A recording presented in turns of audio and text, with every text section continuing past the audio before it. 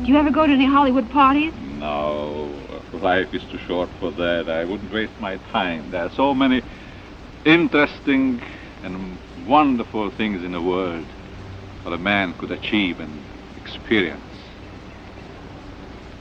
Besides, I don't even know how to play that, what do you call it, ukulele. Oh, but you have so many friends, Mr. Lugosi. Well, I guess I'm pretty much of a lone wolf. I don't say I don't like people at all, but to tell you the truth, I only like them if I have a chance to look deep into their heart and in their mind. If I find there something worthwhile, some human kindness, some sympathy. Mr. Lugosi, are you interested in... Pardon me. I'm coming. Why, I didn't hear anyone calling. I'm sorry.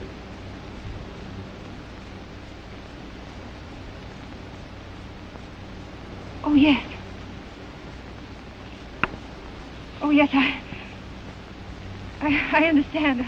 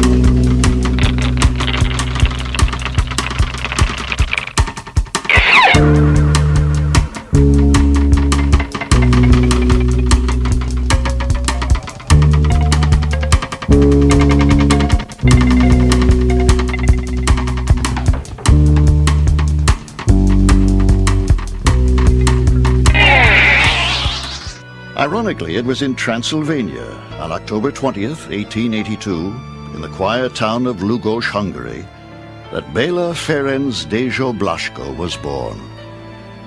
The youngest of 4 children born to Paula and Istvan Blasco, Bela showed little enthusiasm for school.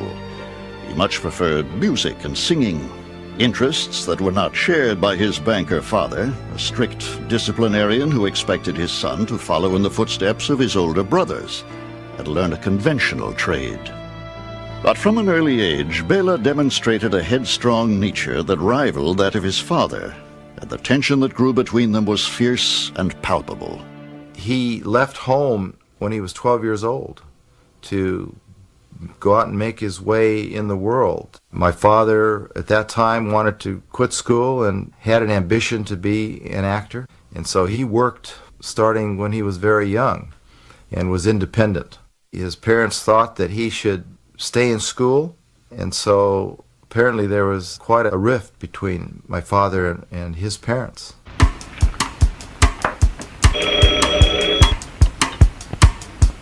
Hello? Hello, Ira. Oh, I just loved you, but I have an assignment for an interview. And boy, guess who? Oh, no, you're all wrong. It's Bela Lugosi. Yes, the mystery man. He performed under the name Aristide Holt and maybe other names. It was somewhere early in his career, though, that he adopted the name Lugosi after the town Lugos where he was born. At the age of 28, Bela Lugosi was given one of his most important breaks. He was chosen to take over the male lead in a 1910 production of Romeo and Juliet. Lugosi's lusty interpretation of Shakespeare's star-crossed lover proved controversial and popular. He was obviously a very gifted person. He had a very powerful presence on the stage and off the stage. And he was the type of person who went to the utmost lengths to perfect his craft and his trade. He used to tell me about how long and how hard he would work at each role that he would play. This was so ingrained in his life that he was really first and foremost an actor. By 1913, Lugosi had achieved every Hungarian actor's dream, an invitation to join the National Theatre of Budapest, one of the country's leading state-subsidized companies.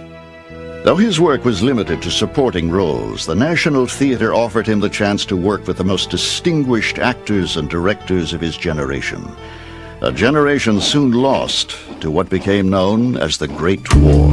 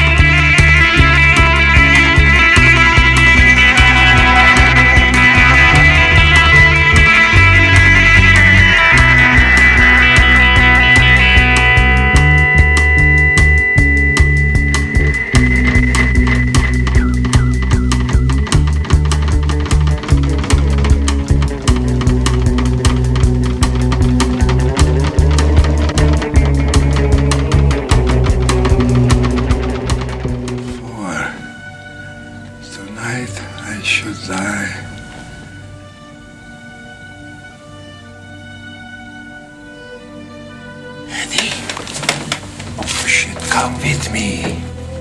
I don't think that's such a good idea. It's a wonderful idea. It'll be wonderful. We'll be at peace. In the afterlife, you don't have to worry about finding work. Bella, I'm on your side. Give me the gun. If you give me the gun, I'll make you a drink. What are you drinking, Bella? Formaldehyde. Straight up or on the rocks?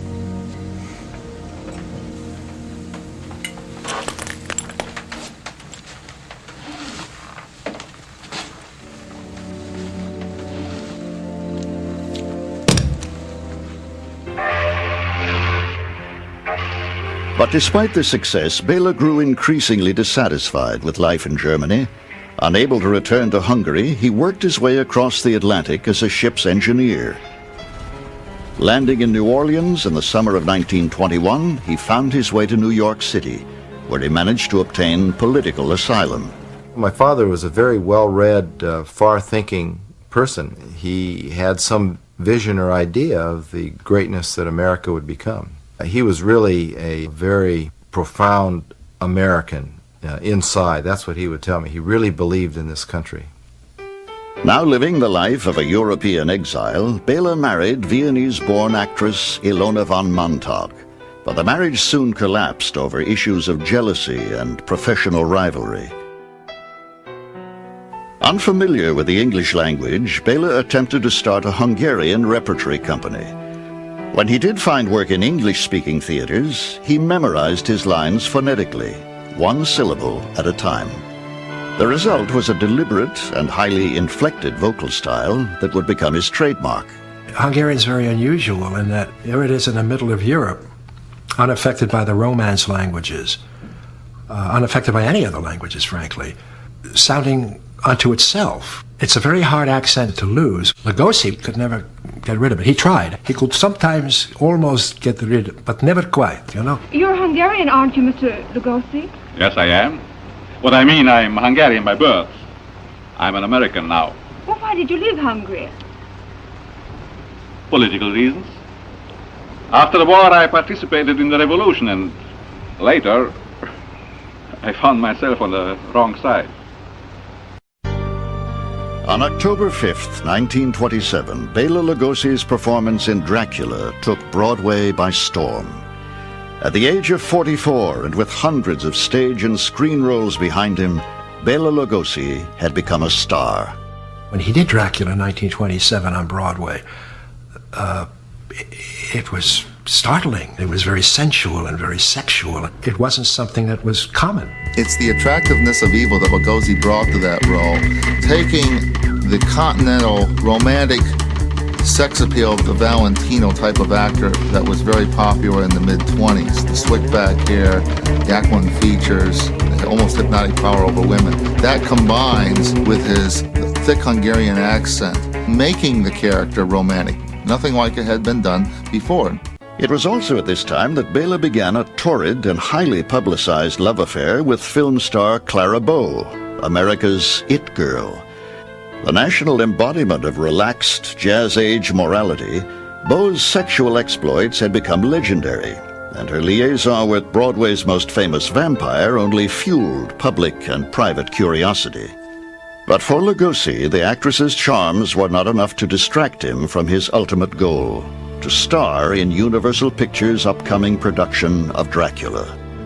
Barraging studio president Carl Laemmle with letters and telegrams, Bela finally got the part, for a total salary of $3,500.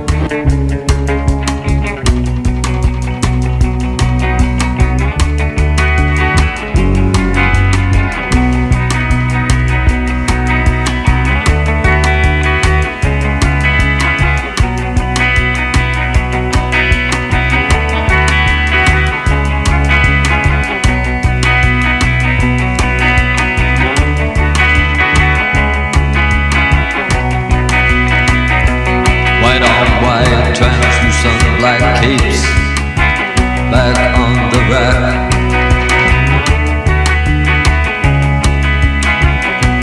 Bela Lugosi's dead. The bats have left the bell tower. The victims have been bled. Red velvet lines, the black box.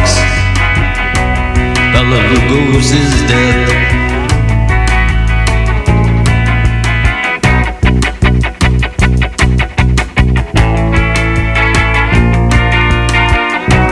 Bela Lugosi's dead.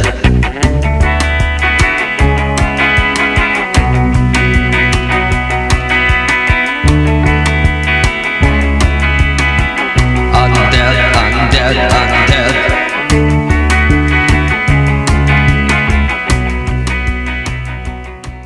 Realizing that horror movies were a potential bonanza, Universal Pictures rushed to feature their new star in a screen adaptation of Mary Shelley's classic Frankenstein.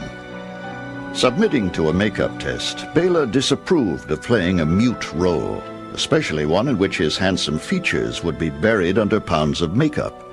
He asked for the script, and there weren't any lines. And I think it was just a matter of pride. He considered himself an actor, and that having a role such as that where you just make grunts and other sounds wasn't anything that he wanted to do. The part went instead to a relatively unknown 43-year-old actor named Boris Karloff. It's alive! It's alive! It's alive! It's alive! Released just 8 months after Dracula, Frankenstein proved to be an even bigger hit. Universal now had 2 successors to Lon Chaney, and lost no time in creating a slate of ever more macabre fright films. Dr. Miracle in the Rue Morgue is guilty of 4 murders so far this week, and by now perhaps a 5th. Directed by Robert Florey, Murders in the Rue Morgue offered Bela an opportunity to prove his range and versatility. But the film fared poorly with critics and audiences, and Universal declined to extend his contract. Boris Karloff, it seemed, was the studio's new horror superstar.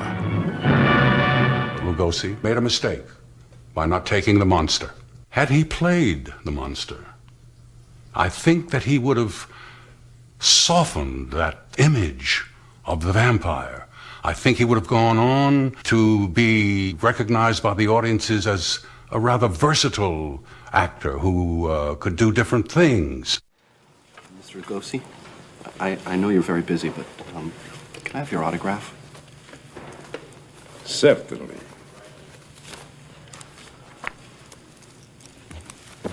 You know which movie of yours I love, Mr. Lugosi? The Invisible Ray. You were great as Karloff's sidekick. Karloff? Sidekick? Fuck you! Karloff does not deserve to smell my shit! That limey cocksucker can rot in hell for all I care! You seem a little agitated. You want to go outside and get some air? Bullshit! I'm ready now. Roll the camera. Undead, undead, undead, the virginal brides file past his tomb. Soon will times their flowers be wrapped in deathly bloom. Alone in a darkened room, the Count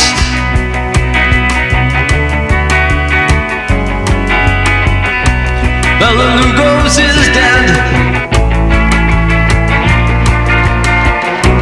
Bela Lugosi is dead. Bela Lugosi is dead.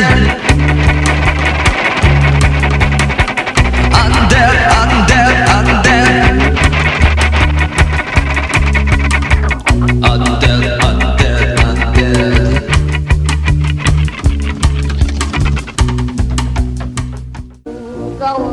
Never dreaming I care, loving somebody somewhere, leaving me my silent love. Betty, you have booked your last book. Nevertheless, he enjoyed a lavish Hollywood lifestyle, often living beyond his means. He savored the best wines, smoked the finest cigars, and dined at expensive restaurants. But a scant year after his triumph in Dracula, Bela was forced to file for bankruptcy. The role he had so badly wanted had become a trap. In the public's mind, Lugosi was Dracula. In February 1933, Bela Lugosi married his fourth wife, Lillian Arch, the 20-year-old daughter of a prominent Hungarian-American family. When my father married my mother, there was about a 30-year age difference between them. In fact, my father and my mother's father were about the same age. She was a beautiful young woman when they were married and took care of him in every way. The women prefer the traditional monsters. The women? The pure horror, it both repels and attracts them. Because in their collective unconsciousness, they have the agony of childbirth. The blood. The blood is horror. You know, I never thought of that. Take my word for it. If you want to make out with a young lady, take her to see Dracula. At home, Bela was a firm but loving father. And like his own father, he believed his son should possess good manners, discipline, and a fine education.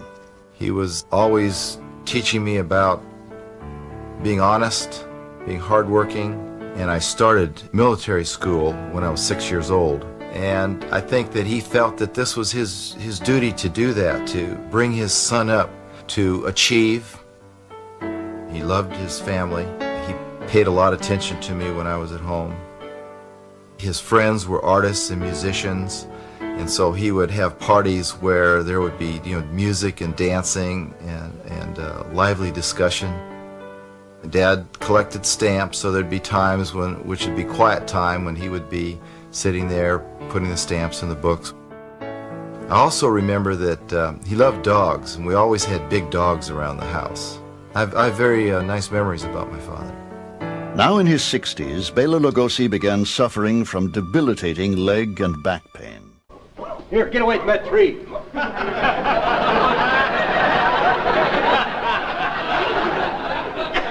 I think there's somebody coming. Yes, it's my sister, the vampire. Here.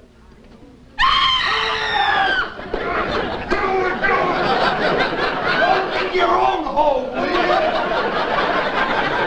Good heavens. good heavens, even Earl Wilson couldn't get me out of this. Say, didn't I meet you in a hardware store trying on brooms?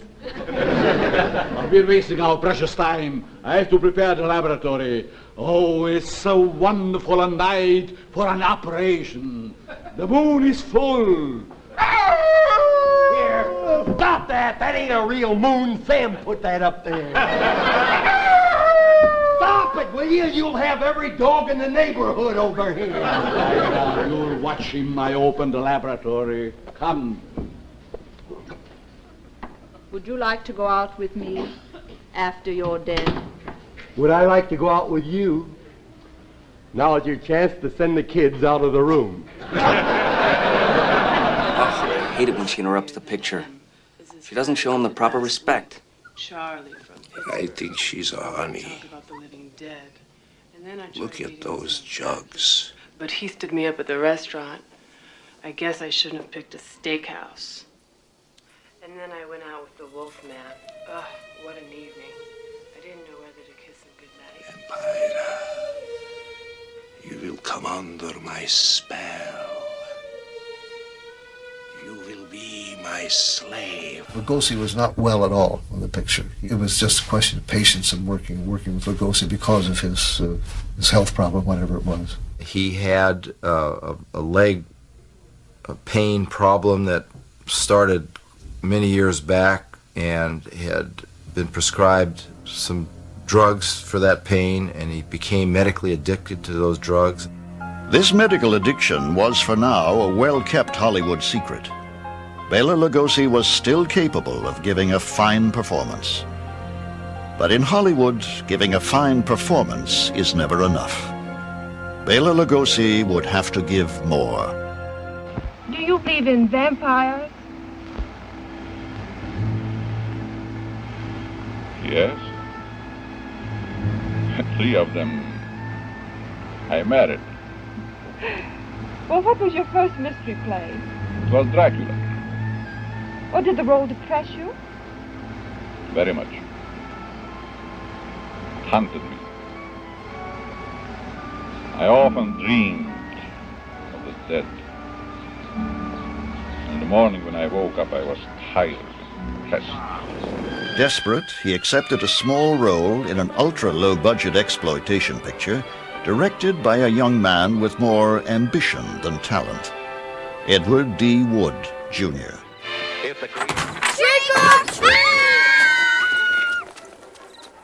Aren't you scared, little boy? I'm going to drink your blood. You're not a real vampire. Those teeth don't frighten me. How about these? Hey, how'd you do that? Dentures. Lost my pearlies in the war. Banned in several states due to its highly controversial subject matter, the film was a critical and box office disaster. Ed Wood put him in his movies because of Dad's name. The movies that he put my father in were terrible, and I'm sorry to see him in those kind of movies, but looking at it from my dad's point of view, he was working. Ed Wood gave him something to do, which was really very important to him. Now I am here, sent to bring you home. I have no home. Hunted.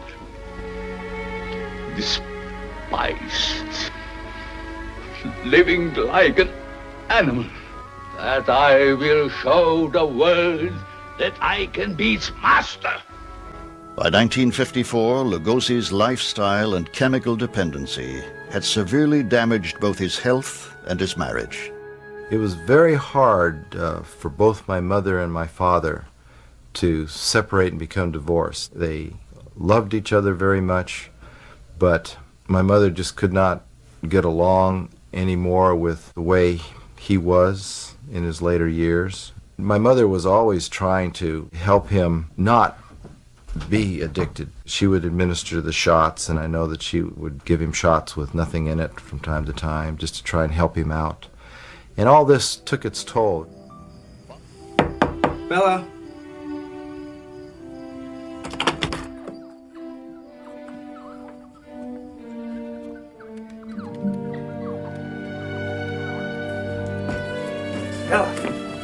Bella? What happened? Eddie, I didn't feel well. Come on, let me get you to the hospital. No hospital. Just take me to the couch. Should I call a doctor? No. This happens all the time. Following the breakup of his marriage, Bela made several unsuccessful attempts to give up the morphine he had become addicted to. Finally, in the spring of 1955, he committed himself for treatment. Now out in the open, Lugosi's physical problems and pathetic circumstances earned him more press than he had received in years. But the images of Bela that were circulated all over the country were more frightening than any movie the actor ever made. The newspapers, unfortunately, gave a kind of a tabloid touch to it all. You know, Dracula discovered to be drug fiend, that sort of thing, and it was rather humiliating. Actually, he was a rather brave individual. To the public, Bela's distress seemed like the final curtain for a faded star. But the actor had made a career of rebounding from difficult circumstances. Bela Lugosi would be back.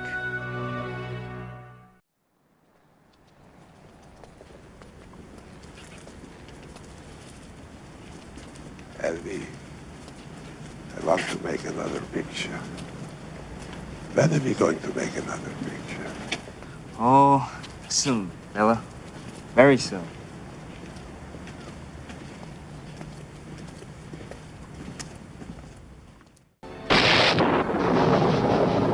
For a proposed film called The Vampire's Tomb, Wood photographed Lugosi walking around a nearby graveyard. It would later be incorporated into his 1959 cult classic, Plan 9 from Outer Space. Eddie, I want to thank you. These last few days have been a good time. You know, I just wish you could have seen the movie. No problem. I know it by heart.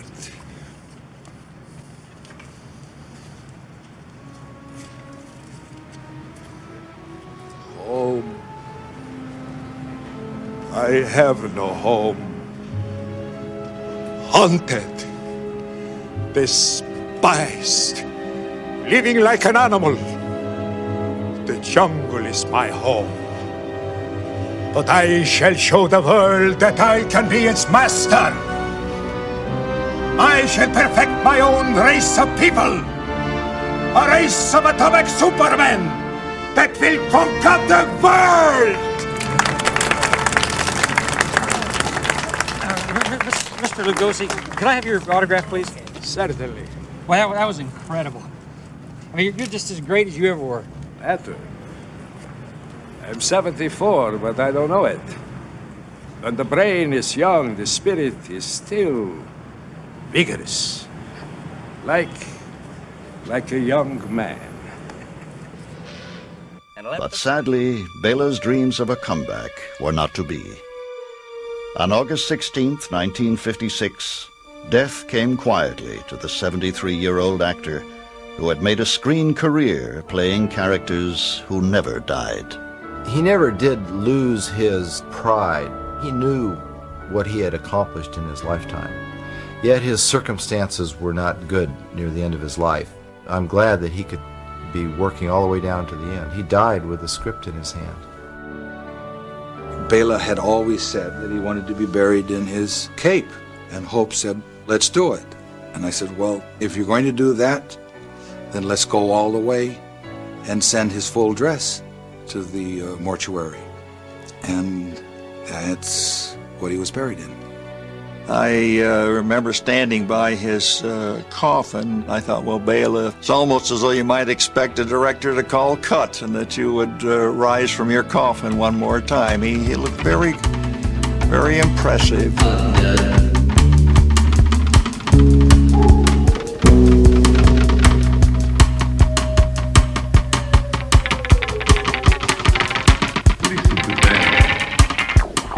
Children of the night, what music they